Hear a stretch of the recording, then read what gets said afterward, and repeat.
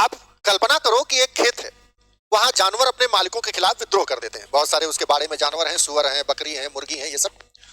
और जानवर मालिक के खिलाफ विद्रोह करके और खुद अपना शासन बना लेते हैं। सब कुछ एक सिंपल एनिमल स्टोरी जैसा लगता है, लेकिन उसी समय यह कहानी एक और सच भी बता रही होती है। पावर कैसे करप्ट करती है और कैसे नेता धीरे धीरे तानाशाह बन जाते हैं। छात्र सोनिया ने यह कहानी पढ़ी और बोली, सर ये तो बस जानवरों की कहानी है। तो मैंने कहा, अगर सिर्फ जानवर तुमको दिख रहे हैं तो तुम आधी कहानी पढ़ रही हो। इन जानवरों की कहानी जिस तरह चल रही है उसके पीछे एक और कहानी है। एमएच अब्राम्स के अनुसार एल्गरी में हर कैरेक्टर और हर एक घटना एक डीपर मीनिंग को रिप्रेजेंट करती है। कहानी के दो स्तर होते हैं, एक एनिमल फार्म जहां वह जानवर सरफेस पर काम कर रहे हैं, फंक्शन कर रहे हैं, लेकिन एक कहानी उनके अंदर की पॉलिटिक्स, रेवोल्यूशन और सत्ता के दुरुपयोग की कहानी को बता रहा है। यही एल्गरी की पावर है। यह कहानी जो आपको एंटरटेन भी करती है और साथ ही छुपे हुए सच को रिवील भी करती है। इसीलिए याद रखिए, एल्गरी में जो दिखता है वही पूरी कहानी नहीं होता। असली अर्थ हमेशा उसके पीछे छुपा रहता है, जो वर्तमान या पास्ट में घटी इतिहास की घटना से भी प्रेरित हो सकता है। इसी तरह के फैक्ट्स के लिए आपको Biswani sir English YouTube channel को सब्सक्राइब करना चाहिए, बेल आइकन को जरूर दबा देना चाहिए और वीडियो को लाइक करना तो आपका फर्ज है। जैसे मेहनत आप चाहते हैं मुझसे मैं करता रहूं, तो कृपया वीडियो को लाइक करें, एक प्यारा सा कमेंट जरूर डालें और अपने मित्र तक जरूर शेयर करें। मान लीजिए एक शिक्षक है और उसने अपने छात्रों से कहा, ईमानदारी सबसे बड़ी ताकत है। तो उसका भाषण समझकर छात्रों ने उस बात को इग्नोर कर दिया। लेकिन जब उस शिक्षक ने एक घटना सुनाई, कहा, एक गरीब लड़का सड़क पर एक बटुआ पाता है जिसमें बहुत सारे पैसे होते हैं। वह चाहता तो उस पैसे को रख सकता था, उसकी सारी परेशानियां खत्म हो जाती, लेकिन उसने ऐसा नहीं किया। उसने वह बटुआ उसके असली मालिक को लौटा दिया। कुछ दिनों बाद वही बटुए का मालिक वापस आया। उसकी ईमानदारी से प्रभावित होकर उसने उसकी पढ़ाई का पूरा खर्च उठाया और एक गरीब आदमी से एक सफल व्यक्ति बनने की दिशा में उसको डाल दिया। उसका पूरा कैरियर चेंज कर दिया। अब यह सिर्फ कहानी नहीं रही, यह एक प्रूफ बन गई। जो ईमानदारी सबसे बड़ी ताकत है कहा गया था, उसको इसने सिद्ध कर दिया इस कहानी ने। यही है एग्जाम्पलम। एमएच अब्राम्स के अनुसार एग्जाम्पलम एक छोटी नैरेटिव स्टोरी होती है जिसका उद्देश्य किसी मॉरल आइडिया या लेसन को प्रूव करना होता है। यानी पहले आइडिया दिया जाता है, कोई बात बताई जाती है सेंटेंस में, और फिर एक उदाहरण से उसे साबित किया जाता है। यहां लेसन है, ईमानदारी का फल हमेशा अच्छा होता है। और यह कहानी जो सुनाई गई शिक्षक के द्वारा, यह उस लेसन को जस्टिफाई करती है। यही एग्जाम्पलम की खासियत है। यह सिर्फ सिखाता नहीं बल्कि एग्जाम्पल देकर मनवा देता है। इसलिए याद रखिए, एग्जाम्पलम में कहानी नहीं बल्कि प्रूफ ज्यादा इंपॉर्टेंट होता है। आप इमेजिन करिए कि आपने एक कविता पढ़ी और आपकी आंखों में आंसू आ गए। इसका क्या मतलब है? इसका मतलब है कि वह कविता महान है। ना ना ना, इसका ये बिल्कुल मतलब नहीं है। एक था छात्र, नाम था उसका राहुल। उसने एक कविता पढ़ी और भावुक होकर बोला, सर ये दुनिया की सबसे महान कविता है क्योंकि इसने मुझे रुला दिया। तो मैंने कहा, बेटा यही है अफेक्टिव फैलेसी। तुमको इस कविता ने रुला दिया लेकिन मैंने पढ़ा तो मुझ पर कोई असर नहीं हुआ। अब इस बात का क्या मतलब है? एक व्यक्ति को एक कविता रुला देती है और एक व्यक्ति पर उसी कविता का कोई असर नहीं होता। एमएच अब्राम्स के अनुसार जब हम किसी साहित्यिक रचना का मूल्यांकन सिर्फ अपने इमोशंस जैसे खुशी, दुख या एक्साइटमेंट इसके आधार पर करते हैं तो हम एक गलती कर रहे होते हैं। क्योंकि एक ही कविता किसी को हंसा सकती है और किसी को रुला सकती है। किसी पर हो सकता है किसी को कुछ महसूस ही ना हो। तो क्या हर व्यक्ति के लिए उसका अर्थ बदल जाएगा?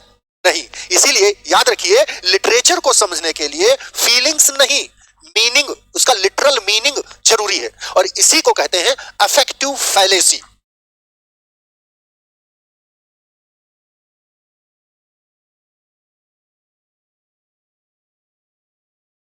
मान लीजिए एक आदमी सड़क के किनारे घायल पड़ा है। लोग आते हैं, देखते हैं और ऐसे ही गुजर जाते हैं बिना मदद किए। फिर एक अजनबी आता है, वो वहां रुकता है, उसको देखता है, उसको उठाकर सही जगह पर पहुंचाता है और मरहम पट्टी करता है और सुरक्षित स्थान पर पहुंचा देता है और उसका पूरा ख्याल रखता है। ऊपर से यह एक सिंपल घटना जैसी लगती है, लेकिन असल में यह एक गहरी सीख देती है। यही है पैराबल। एमएच अब्राम्स के अनुसार पैराबल एक छोटी सी कहानी होती है जो ह्यूमन लाइफ से ली जाती है और जिसका उद्देश्य एक मॉरल या स्पिरिचुअल लेसन देना होता है। जैसे द गुड समरीटन, जहां एक अजनबी इंसानियत दिखाता है जबकि बाकी लोग सिर्फ गुजर जाते हैं। यहाँ कोई जानवर या फैंटेसी नहीं है, सब कुछ रियल लाइफ जैसा है, लेकिन उसका मैसेज बहुत गहरा है। सच्चाई, भलाई वही है जो बिना स्वार्थ के की जाए। यही पैराबल की पावर है, ताकत है। सिंपल स्टोरी, डायरेक्ट लेसन और लाइफ से सीधा कनेक्शन। इसीलिए याद रखें, पैराबल सिर्फ कहानी नहीं होती, यह एक गाइड होती है जो हमें रास्ता दिखाती है। ऐसे ही शानदार लेसन्स के लिए और इस एमएच अब्राम्स की सीरीज के लिए विस्वानी सर इंग्लिश को सब्सक्राइब जरूर करें। Thanks for watching my dear, thank you. आप कल्पना करो कि आज के दौर में यानी आजकल में जब दोस्त से आप मिलते हैं अपने, तो good morning, hello, how are you, कैसे, ऐसे बोलते हैं हम। लेकिन अगर आप ऐसे बोले, hath thou seen my King's Men, या आपको पूछना हो कहां जा रहे हो तो आप पूछो विदर गोस्ट दाउ, अब वो कहेगा क्या हो गया, तुमको अरबी बोल रहे हो क्या। अब ये शब्द आज के कूल भाषा के शब्द तो है नहीं जो हम लोग बोलते हैं, ये शब्द सदियों पुराने हैं। साहित्य में जब कोई लेखक जानबूझकर पुराने और आउटडेटेड शब्दों का इस्तेमाल करे तो उसको कहते हैं आर्केइज्म। आखिर कोई लेखक ऐसा करेगा क्यों? मान लीजिए आप महाराणा प्रताप या किंग आर्थर पर कोई पिक्चर बना रहे हैं पुराने कैरेक्टर को लेकर के, अगर वो आज की स्लैंग भाषा में बात करें, जैसे अकबर बात करें, मतलब या good morning, hello, how are you, कैसे, जैसे हम लोग बोलते हैं ऐसे, तो सारा मजा गिरगिरा हो जाएगा। लेखक अपनी पुरानी भाषा का इस्तेमाल इसलिए करता है ताकि वह एक खास ऐतिहासिक माहौल या एंशिएंट फील पैदा कर सके। महान आलोचक एमएच अब्राम्स अपनी किताब में लिखते हैं जिसका नाम है अ ग्लॉसरी ऑफ लिटरेरी टर्म्स, जिसकी ये सीरीज मैंने शुरू की है। इसमें समझाते हैं कि आर्केइज्म केवल पुराने शब्द नहीं है, बल्कि वो एक स्टाइलिस्टिक चॉइस है जो सचेत है। हम जानबूझ के ऐसा करते हैं, सचेत स्टाइलिक चॉइस है, वो स्टाइलिस्टिक चॉइस है। अब्राम्स के अनुसार कवियों ने अक्सर इसका इस्तेमाल पोएटिक डिक्शन को आम भाषा से अलग और ऊंचा दिखाने के लिए किया, उसको हायर प्लेस देने के लिए किया। जैसे एसटी कॉलेज की एक कविता है the Rime of the Ancient Mariner, इसमें एफलसून्स या स्पेक, हैथ जैसे शब्दों का प्रयोग किया है। अब ये पुरानी लोक कथा जैसा एहसास देता है। अगर एग्जाम पॉइंट ऑफ व्यू से बात करें यूपीटीजीटी पीजीटीएलटी ग्रेड के अभ्यर्थियों को, तो याद रखना चाहिए आपको, स्पेंसर को आर्केइज्म का मास्टर कहा जाता है, जो उन्होंने लिखी थी अपनी फेयरी क्वीन। उसमें उन्होंने चासर के समय की भाषा का इस्तेमाल किया था, जबकि चासर तो अलग शताब्दी से आते थे।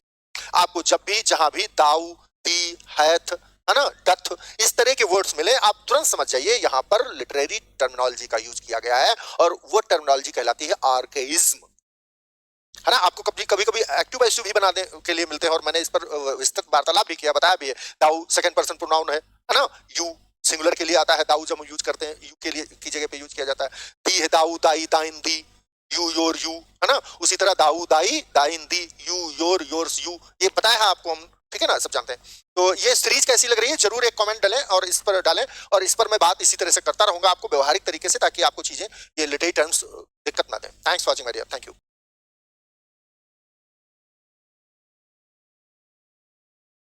कल्पना कीजिए 19वीं सदी के इंग्लैंड की, विक्टोरियन युग का समय था, जहां हर चीज में नैतिकता, मोरालिटी और समाज सुधार, सोशल फॉर्मेशन ढूंढा जाता था। लेकिन तभी कुछ कलाकार यानी आर्टिस्ट और लेखक, राइटर खड़े हुए और उन्होंने एक क्रांतिकारी नारा दिया, आर्ट फॉर आर्ट्स सेक, यानी कला कला के लिए। एमएच अब्राम्स के अनुसार इस आंदोलन को एस्थेटिज्म कहते हैं। इसकी जड़ें फ्रांस के थियोफाइल गाटियर से शुरू होकर इंग्लैंड के वाटर पेटर और ऑस्कर वाइल्ड तक पहुंचती हैं। अब्राम्स हमें यह समझाते हैं कि इन लोगों का मानना था कि कला का काम कोई सबक सिखाना या समाज सुधारना नहीं है। कला का एकमात्र उद्देश्य है ब्यूटी, सुंदरता। उनके लिए कविता एक पेंट महान है क्योंकि वह सुंदर है, न कि इसलिए कि वह आपको एक अच्छा या बुरा इंसान बनाती है। इस कहानी का सबसे दिलचस्प हिस्सा इसके सिद्धांत हैं। एस्थेटिस्ट ने विक्टोरियन नैतिकता को पूरी तरह से रिजेक्ट कर दिया, खारिज कर दिया। उन्होंने कहा सेल्फ सफिशिएंट ही होती है कला, कला अपने आप में पूर्ण होती है। ऑस्कर वाइल्ड ने तो यहां तक कह दिया, there is no such thing as a moral और an immoral book, books are well written और badly written, that is all. इसके अलावा और कुछ भी नहीं। किताब या तो अच्छी है या बुरी लिखी है, लिखने की उसकी आर्ट जो है वो अच्छी या बुरी हो सकती है, उसका नैतिक और अनैतिक होना मायने नहीं रखता। एमएच अब्राम्स अपनी ग्लॉसरी में भी ये लिखते हैं कि इस आंदोलन ने ही आगे चलकर मॉडर्निज्म का रास्ता बिल्कुल साफ कर दिया, जहां रूप यानी फॉर्म्स और शैली यानी स्टाइल को कंटेंट से ज्यादा महत्व दिया जाने लगा। तो मेरे बच्चों, एस्थेटिक मूवमेंट केवल एक फैशन नहीं था, यह कला की आजादी का ऐलान था। इसने दुनिया को सिखाया कि एक सुंदर फूल की तरह कला को भी अस्तित्व में रहने के लिए किसी कारण या पर्पज की आवश्यकता नहीं है, वह सुंदर है और इतना ही काफी है। यह है आर्ट्स फॉर अ सेक।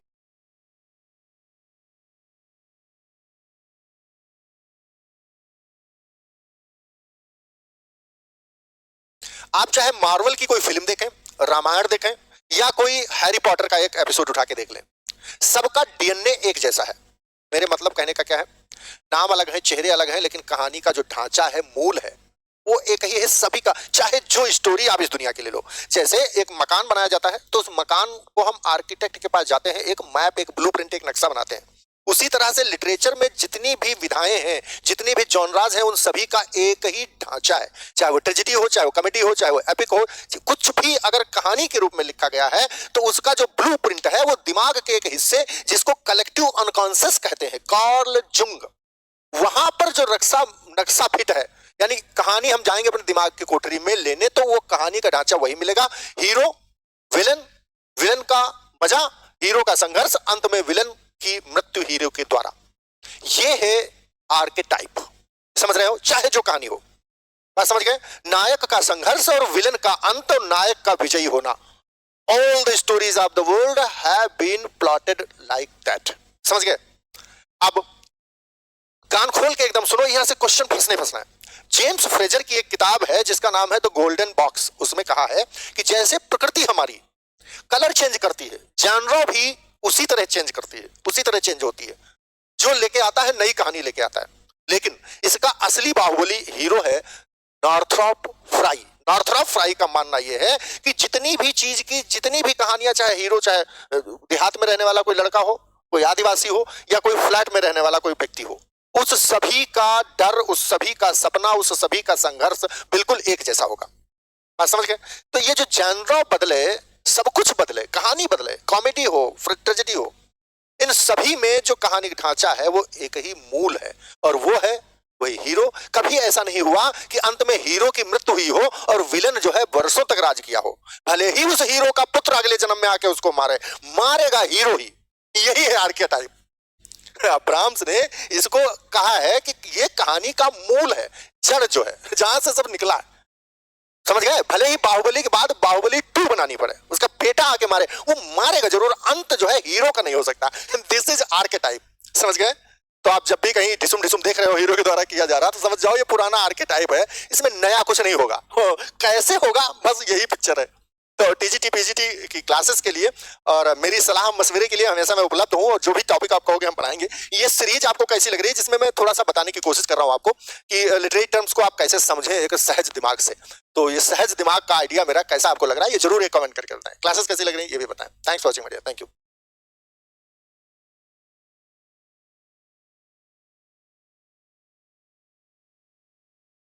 गलती करना इंसान की फितरत है और माफ करना ईश्वर का गुण। आपने अलेक्जेंडर की ये अमर लाइंस जरूर सुनी होंगी, to err is human, to forgive divine. ये इतनी प्रभावशाली लगती क्यों है? या चार्ल्स डिकिंस की वो मशहूर शुरुआत याद कीजिए, it was the best of times, it was the worst of times. एक ही सांस में सबसे अच्छा वक्त और सबसे बुरा वक्त। आखिर ये विरोध, ये टकराव क्या कहलाता है? इसे समझने के लिए एक क्षण के लिए सोचिए, कल्पना कीजिए, 2 जुड़वा भाई हैं, एक ही माता पिता की संतान है, सगे भाई हैं, जुड़वा भाई हैं। रोशनी की तरफ एक भाग रहा है, दूसरा अंधेरे की तरफ। एक ही घर, एक ही खून, लेकिन 2 विपरीत दिशाओं में जाने वाले व्यक्ति। जब साहित्य में हम 2 ऐसी विरोधी बातों को, वाक्यों को एक ही तराजू के 2 पल्लों पर बिल्कुल बराबर बराबर तौलकर रख देते हैं, तो जन्म होता है एंटीथेसिस का। महान आलोचक एमएच अब्राम्स कहते हैं, एंटीथेसिस सिर्फ शब्दों का झगड़ा नहीं है, उनके अनुसार यह एक पैरेलल ग्रामेटिकल स्ट्रक्चर है, यानी व्याकरण का एक ऐसा ढांचा जिसके 2 अलग अलग विचार आमने सामने खड़े होंगे, एक जाएगा अंधेरे की तरफ तो दूसरा उजाले की तरफ। अब पोप की लाइंस की बात करें तो ह्यूमन के सामने दूसरी तरफ डिवाइन खड़ा है, to err is human, to forgive divine. Human मानो, डिवाइन दैवीय।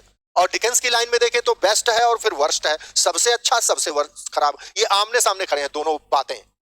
UPT GT PGT LT grade के आप सभी मेरे बच्चों, जहां शब्दों का दो वर्ड्स आपस में, लव इज अ बिटर और स्वीट, बिटर स्वीट साथ ही साथ ऑक्सीमॉर्न है, वहीं पूरा क्लाज पूरा वाक्य जब संतुलित विरोध करे तो एंटीथेसिस होता है। To err is human, to forgive divine, human divine, there is antithesis. Literature के ऐसे ही पोस्टमार्टम के लिए विश्वानी सर के साथ जुड़े रहें। विश्वानी क्लासेस इंग्लिश को सब्सक्राइब कर लें, जो भी चैनल का नाम है। जय हिंद जय Bharat. Thanks for watching, thank you.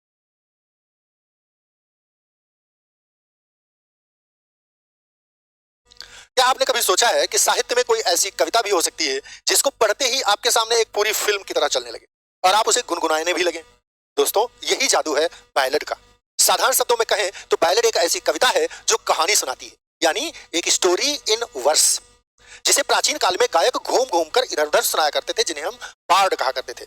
MH Abrams अपनी किताब a glossary of English literature literary terms में बताते हैं कि एक पारंपरिक जो ट्रेडिशनल बैलेड होता है वो अक्सर क्वार्टेन यानी 4 लाइनों के स्टैंजा में लिखा जाता है, जिसकी लय बहुत ही खास होती है। उसकी जो 4 लाइन्स होती हैं वो पहली, दूसरी और तीसरी तीनों डिफरेंट होती हैं और चौथी दूसरी से मैच करती है, और हर 2 या 3 पैसेज के बाद उस स्टैंजा को रोटेट करती रहती है, जिसे हम रिफ्रेन कहते हैं। ये अब्राम ने अपनी किताब में बताया। क्या बताया कि जो टेट्रामीटर क्यों कहते हैं टेट्रामीटर, इसलिए ये चार यहाँ लाइन के स्टैंजा है, इसलिए ये क्वार्टेन है। अब इसमें हर लाइन में 4-4 पद हैं, जिसमें हर पद में आयाम्ब का यूज किया गया है। आयाम्ब का मतलब होता है पहला स्लैबल अनस्ट्रेस्ड और दूसरा स्ट्रेस्ड, अनस्ट्रेस्ड स्ट्रेस्ड, इस तरह से 4 पद होंगे हर एक लाइन में, इसलिए ये टेट्रामीटर कहलाता है। यानी उस मीटर में लाइन में पद है 4 और चारों में पहला अनस्ट्रेस्ड और स्ट्रेस्ड का स्लैबल है। इस तरह से 4 पद है अनस्ट्रेस्ड और स्ट्रेस्ड स्लैबल्स के, इसीलिए ये आयाम्ब है। आयाम्ब क्यों है और टेट्रा क्यों है, आपकी समझ में आई बात? और ये ऐसा होता है पहली और तीसरी लाइन में, पहली और तीसरी लाइन में यही मीटर यूज किया जाता है, जिसे टेट्रामीटर कहते हैं। दूसरी और चौथी लाइन में इसी तरह से अनस्ट्रेस्ड और स्ट्रेस्ड स्लैबल्स के 3 पेयर होते हैं, यानी 3 ही पद होंगे, 3 ही स्लैबल होंगे। इसमें पहला अनस्ट्रेस्ड और दूसरा स्ट्रेस्ड होगा, इस तरह से 3 पद होंगे। कौन कौन लाइन में? दूसरी लाइन और चौथी लाइन में। इसीलिए ये दोनों ट्राई आयाम्बिक ट्राईमीटर कहलाती है। क्या कहलाती है? आयाम्बिक ट्राईमीटर। बात समझ में आ गई? तो क्वार्टेन में है क्योंकि 4 है स्टैंजा बैलेड में, 4 लाइन का स्टैंजा है, पहली और तीसरी में 4 अनस्ट्रेस्ड और स्ट्रेस्ड करके आयाम्बिक टेट्रामीटर है, और दूसरी और चौथी में ट्राईमीटर है, आयाम्बिक ट्राईमीटर का यूज किया गया है क्योंकि 3 ही पद है। अब जो हमारे अब्राम साहब हैं वो बताते हैं कि ये 2 प्रकार के बैलेड्स हम मानते हैं। 2 प्रकार के कौन कौन? एक फोक बैलेड और एक लिटरेरी बैलेड। फोक बैलेड वह है जो प्राचीन काल से लोगों के द्वारा कहते सुनते आया जा रहा है और उसका कहीं कोई लिखित साक्ष्य नहीं है, और वो एनोनिमसली लिखा गया, पता नहीं किसने लिखा, पारंपरिक रूप से लोग कहानी लोकगीतों में सुनाते आ रहे हैं। दूसरा जो लिटरेरी बैलेड है वो पेशेवर कवि के द्वारा लिखा जाता है, जैसे एस टी कॉलरिज की है the Rime of the ancient Marner, ये बैलेड है, ये लिखा है, पता है किसके द्वारा लिखा। जॉन कीट्स का ला बेला डेमसन्स मर्सी याद आया, ये बैलेड होते हैं। अब अब्राम्स ने एक बात और बताई है कि इसकी जो शुरुआत होती कहानी की बैलेड की वो अब्रप्टली होती, अचानक बस कहीं से कोई एक पात्र कहानी को शुरू कर देगा और फिर उसमें रिफ्रेन का इस्तेमाल होता जाएगा। पहले दूसरे पैराग्राफ के बाद फिर एक पैराग्राफ रिपीट होगा, पहला वाला हर तीसरे चौथे के बाद जैसा वो लय बनाया उसी तरह से वो रिपीट होता जाता है। इसका मतलब है वो दोहराया जाता है। यूपीटीजीटी पीजीटी के हिसाब से अगर देखें आप तो बिशप पर्सी की किताब जो रिलंक्विश ऑफ एंशिएंट इंग्लिश पोएट्री है, इसको अब मैं ऊपर नाम भी आ रहा है बिशप पर्सी की Reliques of English Ancient English poetry, इसने बैलेड को पुनर्जीवित कर दिया। जो प्राचीन काल में के बाद खो गया था मॉडर्न एज में, उसको इन्होंने पुनर्जीवित कर दिया। सर पैट्रिक स्पेंस हो चाहे वर्ड्सवर्थ के, लूसी ग्रे के बैलेड्स हो, इन सभी में हमेशा भावनाओं को लोक कथाओं के माध्यम से लोगों तक पहुंचाया जाता रहा है। ये बैलेड है, इसको 2 से 3 बार देखना, बैलेड कभी जिंदगी में भूलेगा नहीं आपको। ऐसे ही साहित्य को गहराई से समझने के लिए विश्वानी सर के साथ जुड़े रहिए, और ये सीरीज कैसी लग रही है इस पर एक कमेंट डालिए।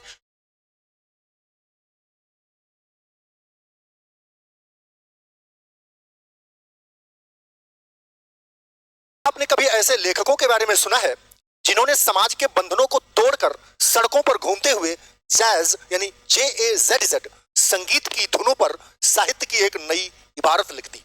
दोस्तों, हम बात कर रहे हैं बीट राइटर्स की, बीट जनरेशन के राइटर्स की। द्वितीय विश्व युद्ध के बाद 1950 के दशक में अमेरिका में लेखकों का एक ऐसा समूह उभरा जिन्होंने उस समय के कंजर्वेटिव यानी रूढ़िवादी समाज की और उसकी बनावट की चमक को पूरी तरह नकार दिया और एक नई जीवन शैली को प्रतिपादित किया शुरू किया। एमएच अब्राम्स अपनी किताब a glossary of literary terms में समझाते हैं कि बीट शब्द का 2 अर्थ है। पहला, बीट से बीटन डाउन यानी समाज से ठुकराया हुआ या टायर्ड यानी थका हुआ।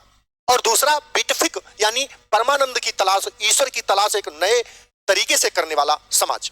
अब ब्राह्म्स ने आगे बताया है कि ये लेखक ड्रग्स, सेक्स और ओरिएंटल रिलीजन्स को मानने वाले थे। विशेष रूप से जैन और बौद्ध धर्म में इनका प्रचलन था, यहाँ इन धर्मों को मानने वाले थे।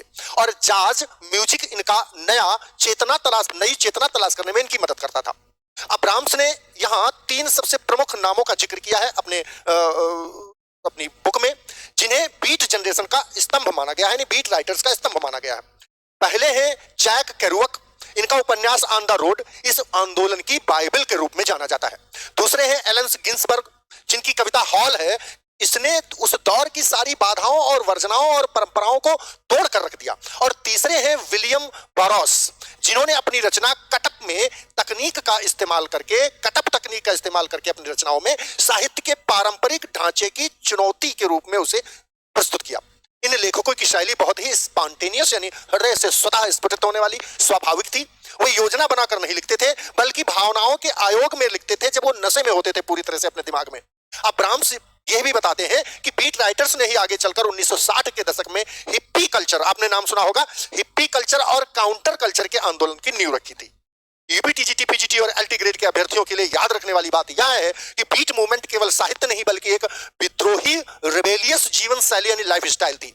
जैक केरुअक की ऑन द रोड और एलन गिन्सबर्ग की हाउल पोएम अक्सर एग्जाम्स में पूछे जाते हैं, इनको आप रख लीजिएगा। साहित्य के ऐसे ही क्रांतिकारी पोस्टमार्टम के लिए जुड़ना कहाँ है, आपको सब्सक्राइब करना है चैनल अपना बिस्वानी सर इंग्लिश को, और जो भी प्रॉब्लम है मुझे बतानी है, ठीक है ना।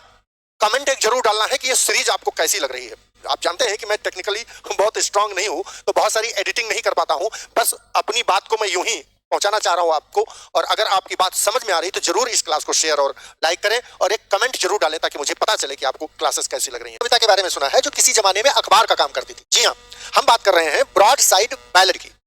जब 16वीं और 17वीं शताब्दी में प्रिंटिंग प्रेस नई आई थी, तब खबरों और कहानियों को कागज के एक बड़े पन्ने के एक ही तरफ छापकर गलियों में कौड़ियों के दाम बेचा जाता था, जिसे ब्रॉड साइड कहा जाता था।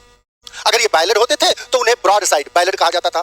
एमएच अब्राहम्स अपनी किताब a glossary of literary terms में इसे स्पष्ट रूप से समझाते हैं। उनके अनुसार फोक बैलेड, जो पारंपरिक रूप से मौखिक इतिहास से आए हैं, मौखिक लिटरेचर का हिस्सा है, और ब्रॉड साइड बैलेड में सबसे बड़ा अंतर यह है कि फोक बैलेड, अब जैसे बताया, मौखिक परंपरा से आए हैं, वही ब्रॉड साइड बैलेड प्रिंटेड साहित्य का हिस्सा है। ये अक्सर लकड़ी के ब्लॉक से बने चित्रों यानी वुड कट से सजे होते थे और इन्हें किसी लोक धुन पर गाकर सुनाया जाता था गलियों में। इन्हीं को स्ट्रीट बैलेड्स की संज्ञा भी अब्राहम्स ने दी है। इन बैलेड्स का विषय अक्सर समकालीन जो इतिहास था, घटनाएं थी, उन पर आधारित होता था। जैसे कोई लड़ाई, कोई युद्ध हो गया, किसी अपराधी को सजा दी गई जो फेमस था, कोई राजनीतिक घोटाला हो गया, या फिर कोई अजीबोगरीब चमत्कार सोसाइटी में कहीं घटित हो गया। अब्राहम्स कहते हैं आगे, क्योंकि ये आम जनता के लिए लिखे जाते थे, इसलिए इनकी भाषा बहुत ही साधारण और कभी-कभी बहुत रा होती थी, कच्ची होती थी। लेकिन इनकी यही सबसे बड़ी खूबी होती थी, क्योंकि ये उस समय के समाज का असली आईना थे। किसी आप खास बैलेड को पढ़िए, रोड साइड बैलेड को पढ़िए, ब्रॉड साइड बैलेड को पढ़िए, तो आपको उस समय काल के दर्शन उसमें हो जाते थे। UP, TGT, PGT, LT grade के अभ्यर्थियों के लिए यह जानना जरूरी है कि ब्रॉड साइड बैलेड्स को अक्सर स्ट्रीट बैलेड्स भी, रिपीट, स्ट्रीट गली वाला बैलेड्स भी कहा जाता था। ये साहित्य और पत्रकारिता के बीच एक ऐसी कड़ी थे जिनसे आगे चलकर मॉडर्न न्यूज़पेपर्स की नींव रखी गई। फिर ये दोनों तरफ छपने लगे। शेक्सपियर के नाटकों में भी ऐसे पात्र अक्सर दिखाई पड़ते हैं जो इन ब्रॉड साइड को गलियों में बेचा करते थे, साहित्य को गलियों में बेचा करते थे। साहित्य के ऐसे ही दिलचस्प पोस्टमार्टम के लिए जुड़े रहिए अपने सर से, सोनी सर से। सब्सक्राइब आपने कर रखा है, लाइक जरूर करिए और अपने दोस्त तक शेयर करिए। और उससे पहले एक छोटा सा कमेंट डाल के ये बताइए कि ये मेरी सीरीज कैसी लग रही है। के दिमाग में ये बात आई है कि विलियम शेक्सपियर को द बार्ड क्यों कहा जाता है और साहित्य में बारोक का क्या मतलब होता है। चलिए समझते हैं। पुराने समय में कबीलों और राजाओं के दरबार में सभी के एक ऐसा, जैसे चंद्रबरदाई, ऐसा व्यक्ति होता था जिसका काम होता था सिर्फ कविता सुनाना और राजा के साथ रहना। इसके साथ साथ सिर्फ कविता सुनाना और भी इसके साथ साथ उसकी साज सज्जा का ध्यान रखना, युद्ध में सलाहकार का भी काम करना और साथ में तलवार भी चलाना, ठीक है ना। ऐसे कवि लोगों को हम बार्ड कहा करते थे। एमएच अब्राहम्स के अनुसार बार्ड प्राचीन सेल्टिक संस्कृति के, सेल्टिक कल्चर के क्वाइट प्रॉफिट्स थे जिनका बड़ा समाज में आदर था। प्रॉफिट माने देवदूत होता है, तो देवदूत कहा जाता था। ये समाज के मार्गदर्शक माने जाते थे। आज शेक्सपियर को द बार्ड ऑफ एवन कहते हैं जब, तो हम उस महान परंपरा के कवियों का सम्मान करते हैं, शेक्सपियर का सम्मान करते हैं। अब बात करते हैं बारोक क्या होता है। बारोक एक ऐसा कमरा है जिसमें हीरे, मोती, सोने, जवाहरात लगे हुए, भले ही उसका एक अंग टेढ़ा हो कमरे का, उसे हम बारोक कहेंगे। यानी ऐसी भाषा जिसमें बहुत ही ज्यादा बारोक शब्द जो है ये बारोको से आया, जो पुर्तगाली शब्द होता है। इसका मतलब है टेढ़ा मेढ़ा मोती। 16वीं और 17वीं शताब्दी के कुछ कवियों ने, जिसमें रिचर्ड क्राशा भी थे, ऐसी भाषा में लिखना शुरू किया जिसमें बहुत ज्यादा ग्रैंड स्टाइल और एक्स्ट्राऑर्डिनरी लैंग्वेज का यूज किया जाता था, भव्यता का यूज किया जाता था, और उस भव्यता की वजह से उसे बारोको कहा जाने लगा। रिचर्ड क्राशा इसके बहुत बेहतरीन उदाहरण है, जो बारोक शैली में लिखे 16वीं और 17वीं शताब्दी के कुछ राइटर्स में से एक थे, रिचर्ड क्राशा।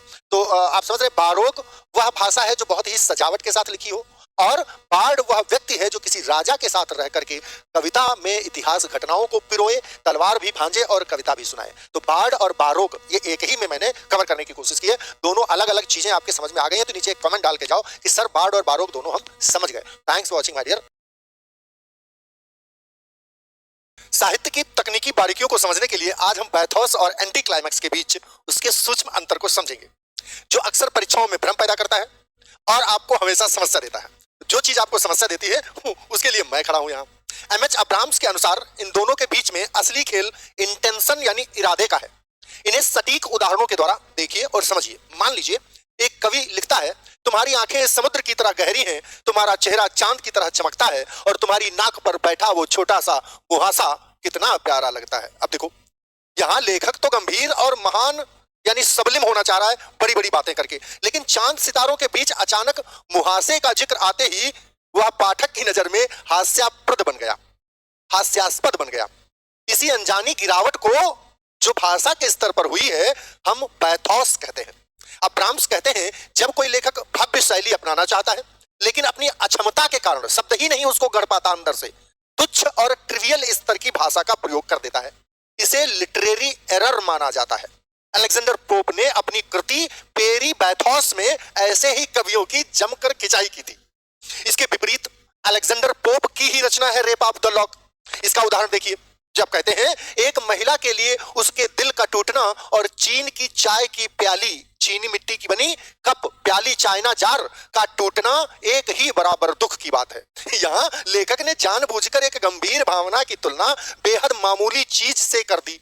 दिल के टूटने की तुलना उसने चाय के कप के टूटने से कर दी, ताकि वह तत्कालिक समाज के खोखलेपन पर तीखा व्यंग कर सके। इसी सोचे समझे जानबूझकर इंटेंशनली किए गए प्रयोग को भाषा में एंटी क्लाइमैक्स कहा जाता है। लेकिन जो आपकी अक्षमता के कारण भाषा में गिरावट आती है उसे पैथोस कहा जाता है, जो कि एक भाषाई यानी लिटरेरी एरर माना जाता है, और एंटी क्लाइमैक्स को एक स्पेशलिटी माना जाता है, एक लिटरेरी टर्मिनोलॉजी का हिस्सा माना जाता है। अब्राम्स इस बात को स्पष्ट करते हैं कि एंटी क्लाइमैक्स विडंबना और कटाक्ष पैदा करने के लिए एक सशक्त वेपन यानी हथियार है। यूपी, टीजीटी, पीजीटी और एलटी ग्रेड और समकक्ष एग्जामिनेशंस के अभ्यर्थियों के लिए यह बहुत समझने की बात है कि पैथोस एक अनजानी विफलता यानी अनइंटेंशनल फेलियर है, जबकि एंटी क्लाइमैक्स जानबूझकर किया गया इंटेंशनल यूज यानी प्रयोग यानी अनुप्रयोग है। जहां प्रसिद्ध आलोचक लॉजिनस अपनी रचना ऑन द सबलिम्स में पैथोस जैसी भाषा से बचने की सलाह देते हैं, वहीं श्रेष्ठ कवि लोग जो होते हैं, बड़े बड़े राइटर्स, एंटी क्लाइमैक्स का प्रयोग करके अपनी बात में वजन पैदा करते हैं। संक्षेप में कहें तो गंभीरता से हास्य तक का अनचाहा सफर पैथोस है, और सोच समझ कर किया गया ऐसा प्रहार एंटी क्लाइमैक्स के नाम से जाना जाता है। साहित्य के ऐसे ही सटीक और सीधे विश्लेषण के लिए जुड़े रहिए अपने विश्वानी सर से। और ये क्लासेस आपको कैसी लग रही हैं इस पर जरूर मुझे एक कमेंट चाहिए आपका। जय हिंद, जय भारत। चैनल को सब्सक्राइब करके जाइएगा अगली जो आपके लिए आ रही है लिटरेरी टर्म उसके लिए। Thanks for watching my dear, thank you. 1960 के दशक के अमेरिका में जब नागरिक अधिकारों की लड़ाई सड़कों पर चल रही थी, उसी समय साहित्य और कला के पन्नों पर एक वैचारिक क्रांति जन्म ले रही थी। इसे हम ब्लैक आर्ट्स मूवमेंट यानी बाम के नाम से जानते हैं। इसे अक्सर सिविल राइट्स मूवमेंट की कलात्मक बहन यानी आर्टिस्टिक सिस्टर के रूप में भी जाना जाता है। एमएच अब्राम्स अपनी किताब a glossary of literary terms में इसे बहुत स्पष्ट रूप से परिभाषित करते हैं। उनके अनुसार यह आंदोलन 1960 और 1970 के दशक के दौरान अफ्रीकी अमेरिकी लेखकों और कलाकारों द्वारा चलाया गया एक ऐसा अभियान था जिसका उद्देश्य एक अश्वेत सौंदर्य शास्त्र यानी ब्लैक एस्थेटिक्स का निर्माण करना था। अब्राम्स के अनुसार इन कलाकारों ने श्वेत यूरोपीय मानकों यानी व्हाइट यूरोपियन स्टैंडर्ड्स को पूरी तरह नकार दिया और अपनी कला को अपने संप्रदाय और समुदाय की मुक्ति और पहचान का जरिया बनाया। अब्राहम्स यहाँ अमीरी बराका, जिन्हें पहले लाराय जोन्स के नाम से जाना जाता था, 1965 में मैल्कम एक्स की हत्या के बाद बराका ने हार्लेम में ब्लैक आर्ट्स रिपोर्टर थिएटर की स्थापना की, जिसे इस आंदोलन की औपचारिक शुरुआत माना जाता है। इस आंदोलन के लेखकों का मानना था कि कला केवल सुंदर दिखने के लिए नहीं, बल्कि सामाजिक बदलाव लाने और राजनीतिक संदेश देने के लिए होनी चाहिए। अब्राहम्स के अनुसार इस काल के साहित्य की प्रमुख विशेषताएं स्वतंत्रता, क्रोध, गर्व और अपनी जड़ों की तलाश था। इसमें गॉर्डन ब्रूक, माया एंग्ल्यू, निक्की गोवानी और एथरिज नाइट जैसे दिग्गजों ने अपनी कविताओं और नाटकों के जरिए अश्वेत जीवन यानी ब्लैक पीपल की वास्तविकताओं को निर्भीकता के साथ पेश किया। वे अब एलीट पाठकों के लिए नहीं, बल्कि अपने आम लोगों के लिए, ब्लैक पीपल के लिए लिख रहे थे। इसलिए उनकी भाषा में सड़कों की बोली, संगीत जैसे जैज और ब्लूज का गहरा प्रभाव था। यूपी टीजीटी, पीजीटी और एलटी ग्रेड के अभ्यर्थियों के लिए परीक्षा की दृष्टि से कुछ महत्वपूर्ण बिंदु, जिसमें फाउंडर का नाम ब्लैक आर्ट्स मूवमेंट की अमीरी बराका को इस आंदोलन का जनक माना जाता है। इसका मोटो था ब्लैक इज ब्यूटीफुल। यह नारा इसी दौर की देन है। ऑब्जेक्टिव, कला को राजनीति और अश्वेत पहचान से जोड़ना, यानी पॉलिटिकल एंड एस्थेटिक कॉन्शियसनेस। अमीरी बराका का नाटक डचमैन और ग्वांडोलिन की बुक्स, बाद में उनके द्वारा लिखी गई ग्वांडोलिन बुक्स की लिखी गई कविताएं इनके प्रमुख बुक्स और वर्क्स हैं। ऐसे ही साहित्य के क्रांतिकारी पोस्टमार्टम के लिए जुड़े रहिए बिस्वानी क्लासेस के साथ और चैनल को सब्सक्राइब करिए। एक छोटा सा कमेंट जरूर डालिए कि ये सीरीज आपको कैसी लग रही है। Thanks for watching my dear, thank you. आप क्या सोचते हैं कि किसी व्यक्ति के जीवन की कहानी जब कोई दूसरा लिखता है तो क्या कहलाती है, और जब वो खुद लिखता है तो क्या कहलाती है? ध्यान रखें, जब एक व्यक्ति की कहानी लिखी जाती है तो सिर्फ फर्क इतना होता है कि उसे लिखता कौन है।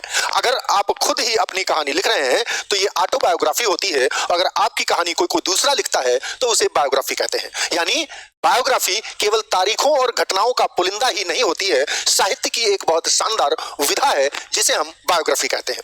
सरल शब्दों में यह किसी व्यक्ति के जीवन का लिखित वृत्तांत है जो उसके व्यक्तित्व, संघर्ष और उपलब्धियों को दुनिया के सामने लाता है।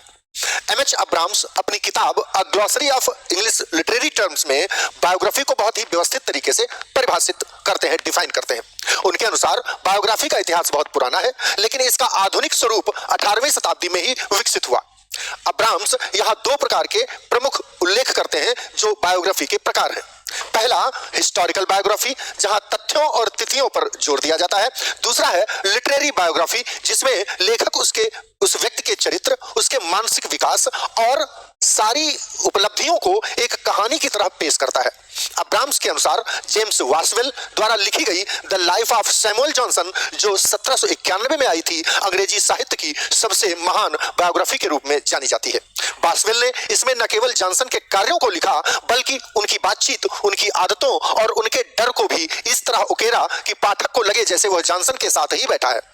अब्राहम्स यहाँ न्यू बायोग्राफी का जिक्र भी करते हैं, जो 20वीं शताब्दी की शुरुआत में लिटन स्टार्की जैसे लेखकों द्वारा शुरू की गई। स्टार्की ने अपनी किताब एमिनेंट विक्टोरियंस के जरिए बायोग्राफी लिखने का तरीका ही बदल दिया। उन्होंने महापुरुषों को देवता की तरह पूजने के बजाय उनकी कमियों और मानवीय कमजोरियों को भी बहुत ही फियरलेसनेस यानी निडरता के साथ दिखाया।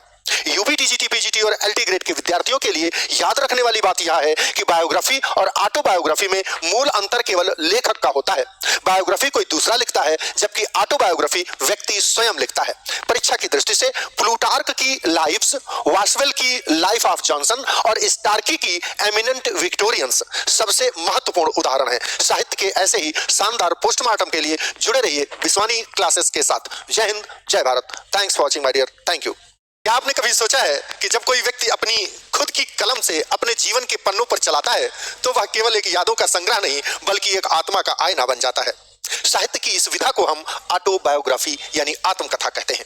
सरल शब्दों में जब लेखक स्वयं अपने जीवन की कहानी लिखता है तो उसे ऑटोबायोग्राफी कहा जाता है। एमएच अब्राम्स के अनुसार उन्होंने जो अपनी किताब a glossary of literary terms में इसे बहुत गहराई से समझाया है। वो कहते हैं, उनके अनुसार ऑटोबायोग्राफी केवल घटनाओं का क्रोनोलॉजिकल ऑर्डर यानी क्रम नहीं है, बल्कि यह लेखक द्वारा अपने स्व यानी सेल्फ की खोज यानी सर्च है। अब्राम्स बताते हैं कि एक अच्छी आत्मकथा में लेखक केवल यह नहीं बताता कि उसने क्या किया, बल्कि वह यह भी बताता है कि वैसा उसने क्यों किया और वह जैसा है वैसा क्यों बना। अब्राम्स के अनुसार वेस्टर्न कल्चर में आत्मकथा की शुरुआत सेंट अगस्टाइन की रचना कन्फेशंस 4वीं शताब्दी से मानी जाती है, जहां उन्होंने अपने आध्यात्मिक संघर्षों को ईमानदारी से स्वीकार किया। इसके बाद 18वीं शताब्दी में जीन जैकस रोस्यू ने भी कन्फेशंस नाम से ही अपनी आत्मकथा लिखी, जिसने इस विधा को एक नया और आधुनिक स्वरूप दिया। रूसो ने अपनी कमियों और गलतियों को इतनी निडरता से लिखा कि उन्होंने साहित्य जगत में हलचल मचा दी, कियोस मचा दी।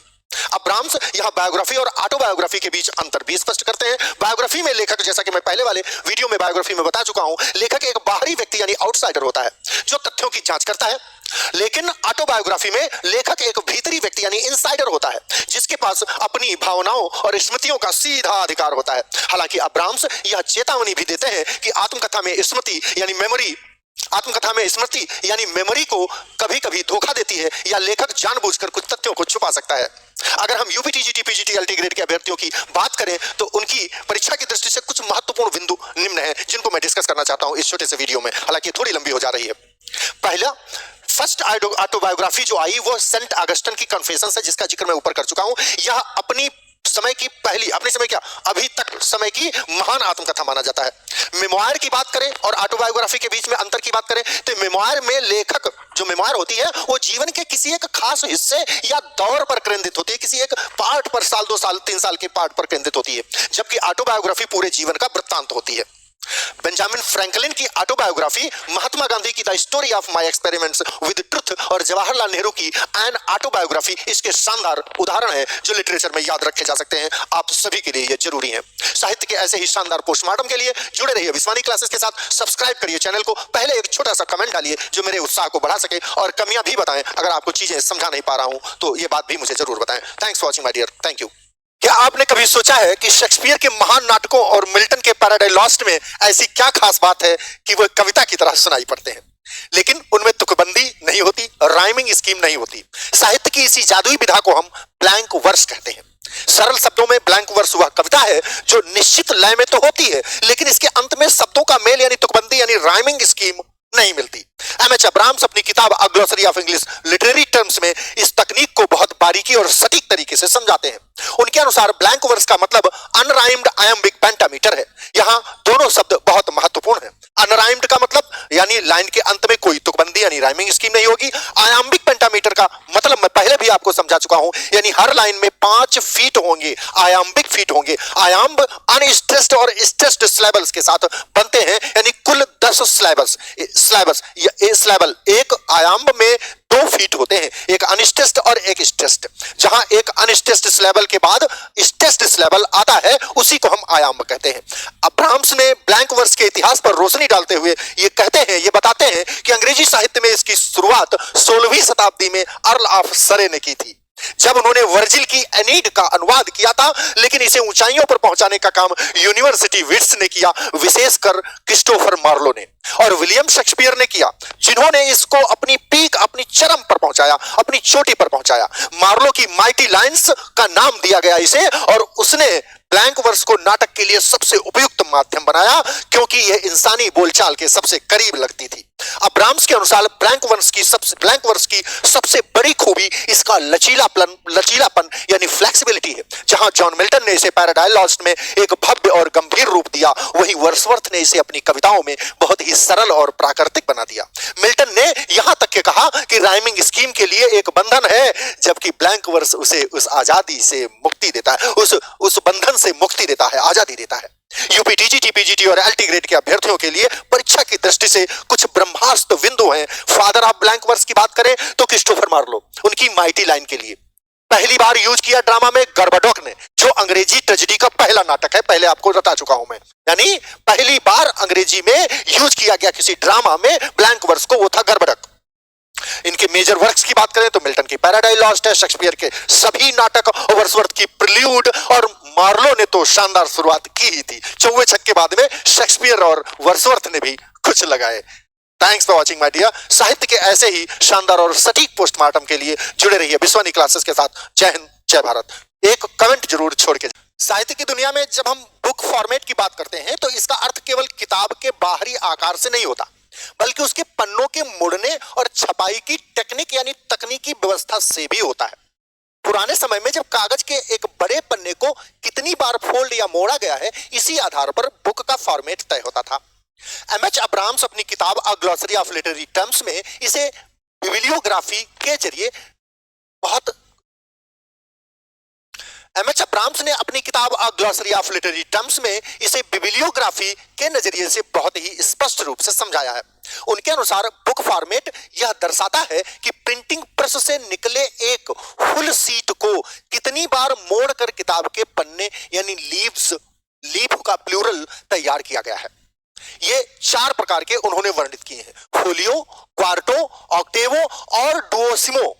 ये 4 प्रकार है बुक के पब्लिकेशन के। जरा इन पर थोड़ी सी नजर डालें। फोलियो, जब एक बड़े पन्ने को केवल एक बार बीच में से मोड़ा जाए तो उसे 2 पन्ने यानी 4 पेज बनते हैं। यह सबसे बड़े आकार की किताब होती है। शेक्सपियर के जो शुरुआती नाटक थे उनका पहला संग्रह फर्स्ट फोलियो इसी का सबसे बड़ा उदाहरण है। जरा इसे देखो, ये मैंने इसको एक बार मोड़ा तो ये 1, 2, 3 और ये 4 पेज तैयार हुए। ये है फोलियो। अगर ऐसी ही पूरी किताब बनी है जैसे कि सारी किताबें बनी होती हैं, जैसे आपकी ये ग्लोसरी बनी है, ये कैसे बनी है जिसको आप पढ़ रहे हैं, ये उसी फॉर्मेट में बनी है एक साथ। ठीक, अब तो जो क्वार्टो होता है, क्वार्टो में 4, क्वार्टो मतलब 4 हो गया। जब उसी पन्ने को 2 बार मोड़ा जाता है, देखो इसी पन्ने को हमने यूं मोड़ दिया, अब इसमें 8 पेज बन गए और यह आकार फोलियो से छोटा होता है। छोटा हो गया, पॉकेट साइज हो गया, ये पॉकेट से थोड़ा बड़ा हो गया। शेक्सपियर के कई नाटक शुरुआत में इसी क्वार्टो फॉर्मेट में अलग अलग छपे थे। आपको मैं बताऊंगा आगे किसी एक शॉर्ट में। अगला होता है ऑक्टेवो। ऑक्टेवो का मतलब है इसे 8 बनाना। ये देखो, लो अब ये डबल हो गए, जस्ट अभी 8 थे, अब ये 16 हो गए। ऑक्टेवो को 3 बार मोड़ा जाता है, ध्यान रखना, ऑक्टेवो को 3 बार मोड़ा जाता है और इसके पन्ने बनते हैं 16 पेज तैयार होते हैं। 16 8 से दूनी हो जाते हैं। आधुनिक समय में अधिकांश स्टैंडर्ड किताबें इसी साइज में, स्टैंडर्ड बुक्स को इसी साइज में छापा जाता है, फिर बांध के उनको कटिंग कर दी जाती है। और अगला होता है जो डुओडेसिमो, ये 12 MO भी कहलाता है। इसमें एक पन्ने को इस तरह मोड़ा जाता है कि उसके 12 पन्ने यानी 24 पेज बनते हैं। यह पॉकेट साइज की छोटी किताब होती है। इसको और हम मोड़ दें तो इसे कहेंगे हम डुओडेसिमो। ये बन गया डुओडेसिमो। अब्राम्स ये भी बताते हैं, स्पष्ट करते हैं कि आज के दौर में छपाई की तकनीक बहुत बदल चुकी है, इसलिए फॉर्मेट का अर्थ पन्नों की संख्या के बजाय किताब की लंबाई और चौड़ाई यानी डायमेंशंस से अधिक लिया जाता है। पहले पेजेस की बात की जाती थी, फॉर्मेट की बात की जाती थी, लेकिन क्लासिकल लिटरेचर और पुरानी पांडुलिपियों के अध्ययन के लिए इस पारंपरिक शब्द को समझना बहुत जरूरी था, जिसको अभी मैंने समझाया, फोलियो को समझाया और फॉर्मेट के बारे में बात बताई। यूपी, टीजीटी, पीजीटी और एलटी ग्रेड के अभ्यर्थियों के लिए परीक्षा की दृष्टि से ब्रह्मास्त्र बिंदु कौन कौन से हैं? फर्स्ट फोलियो, क्वार्टो, ऑक्टेवो, ये 3 इंपॉर्टेंट है। इन्हीं को आप प्रचलन में रखिए, इन्हीं पर से क्वेश्चन बनते हैं। और डुओडेसिमो अभी तक पूछा नहीं गया है, आप उसको भी याद रख सकते हो। डुओडेसिमो 12 MO, 12 MO भी कहते हैं, और इसमें 12 पन्ने यानी 24 पेज बनते हैं, ये ध्यान रखना। तो फोलियो 1 फोल्ड 2 पन्ने 4 पेज, ठीक। क्वार्टो 2 फोल्ड 4 पन्ने और 8 पेज, और ऑक्टेवो 3 फोल्ड, 4 को 2 फोल्ड थे, 3 किए तो 3 फोल्ड में 8 पन्ने और 16 पेजेस बनते हैं। ऐसी ही साहित्यिक जानकारी को बहुत अच्छे से समझने के लिए विश्वानी सर के साथ जुड़े रहिए। चैनल को सब्सक्राइब आप पहले से कर रखा है, लाइक जरूर करिए वीडियो को, और एक छोटा सा कमेंट का मैं हकदार बनता हूं। अगर आपको लगता है कि मेरी मेहनत मैं कर रहा हूं आपके लिए, तो आप जरूर एक छोटा सा प्यारा सा कमेंट डालें बेटा। Thanks for watching my dear, thank you.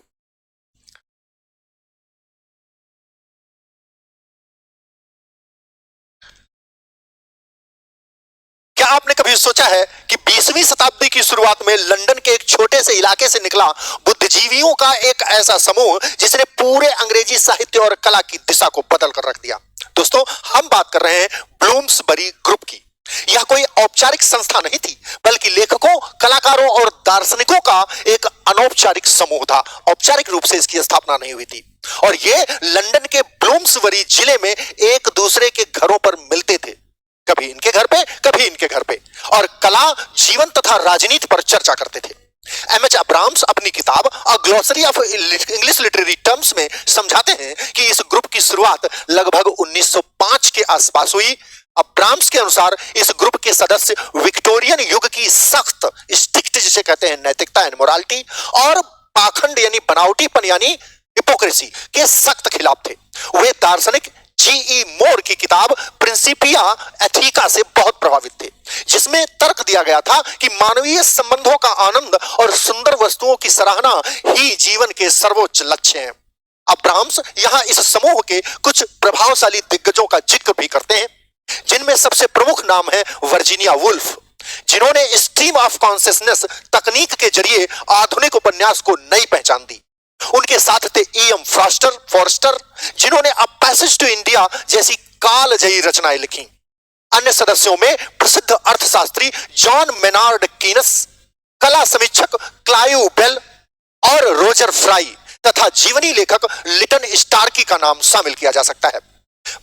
Abrams के अनुसार ब्लूम्सबरी ग्रुप के साहित्य में आधुनिकतावाद यानी मॉडर्निज्म को बढ़ावा दिया गया। उन्होंने न केवल लिखने के तरीके को बदला, बल्कि लैंगिकता यानी सेक्सुअलिटी, नारीवाद यानी फेमिनिज्म और व्यक्तिगत स्वतंत्रता पर बहुत खुले विचार रखे। वर्जीनिया वुल्फ का घर 56 गार्डन स्क्वायर इस बौद्धिक क्रांति का प्रमुख केंद्र था। सभी वहीं इकट्ठे होकर चर्चाएं करते थे। यूपी टीजीटी, पीजीटी और एलटी ग्रेड के अभ्यर्थियों के लिए परीक्षा की दृष्टि से महत्वपूर्ण बिंदु कौन कौन से हैं? कोर फिलॉसफी की बात करें तो G.E. मोरे की प्रिंसिपिया एथिका, जो बुक का नाम है ऊपर मैं लिख दूंगा, इस पर आधारित है। की मेंबर्स की बात करें Virginia Woolf, E.M. Forster, Lytton Strachey और J.M. कीन्स, ये मुख्य नाम है जो आपको की मेंबर्स के रूप में देखने को मिलेंगे।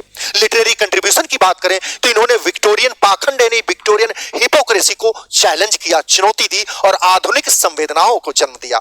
होगार्थ प्रेस वर्जीनिया वुल्फ और उनके पति लियोनार्ड वुल्फ द्वारा स्थापित की गई। यह प्रेस इस समूह की रचनाओं को छापने का प्रमुख जरिया था।